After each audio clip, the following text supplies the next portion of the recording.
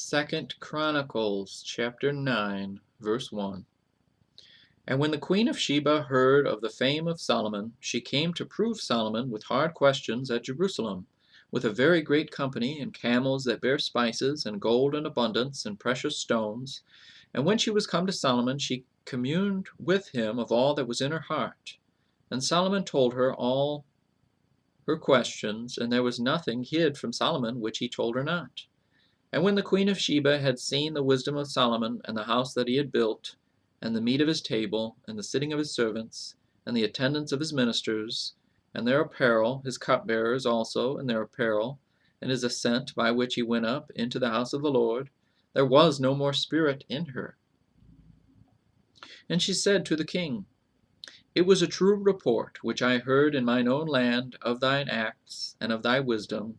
Howbeit I believed not their words until I came, and mine eyes had seen it, and behold, the one half of the greatness of thy wisdom was not told me, for thou exceedest the fame that I heard. Happy are thy men, and happy are these thy servants, which stand continually before thee, and hear thy wisdom.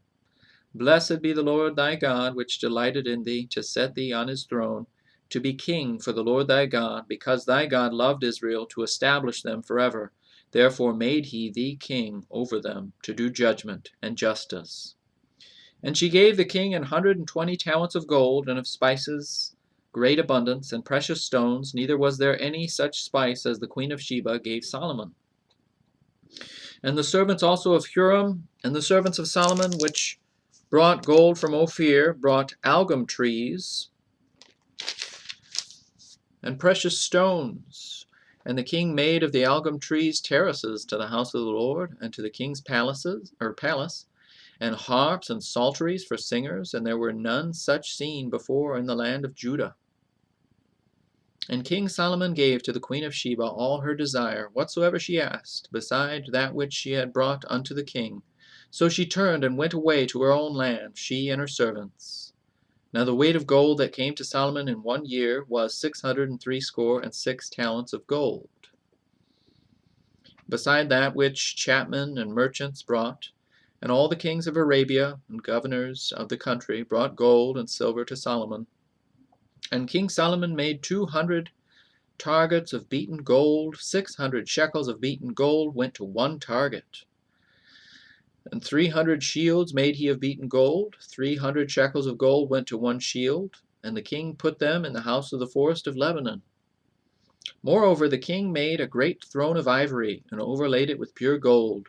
And there were 6 steps to the throne, with a footstool of gold which were fastened to the throne, and stays on each side of the sitting place, and 2 lions standing by the stays. And 12 lions stood there on the one side, and on the other upon the 6 steps. There was not the like made in any kingdom. And all the drinking vessels of King Solomon were of gold, and all the vessels of the house of the forest of Lebanon were of pure gold, none were of silver. It was not anything accounted of in the days of Solomon.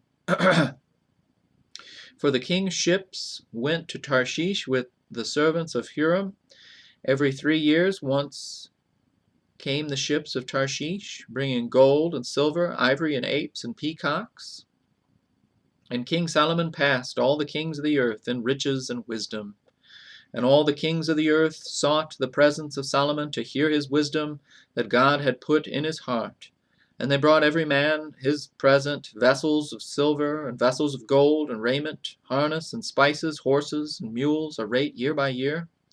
And Solomon had 4,000 stalls for horses and chariots, and 12,000 horsemen, whom he bestowed in the chariot cities, and with the king at Jerusalem. And he reigned over all the kings from the river even unto the land of the Philistines, and to the border of Egypt. And the king made silver in Jerusalem as stones, and cedar trees made he as the sycamore trees that are in the low plains in abundance. And they brought unto Solomon horses out of Egypt and out of all lands. Now the rest of the acts of Solomon, first and last, are they not written in the book of Nathan the prophet, and in the prophecy of Ahijah the Shilonite, and in the visions of Iddo the seer against Jeroboam the son of Nebat? And Solomon reigned in Jerusalem over all Israel 40 years. And Solomon slept with his fathers, and he was buried in the city of David his father, and Rehoboam his son reigned in his stead.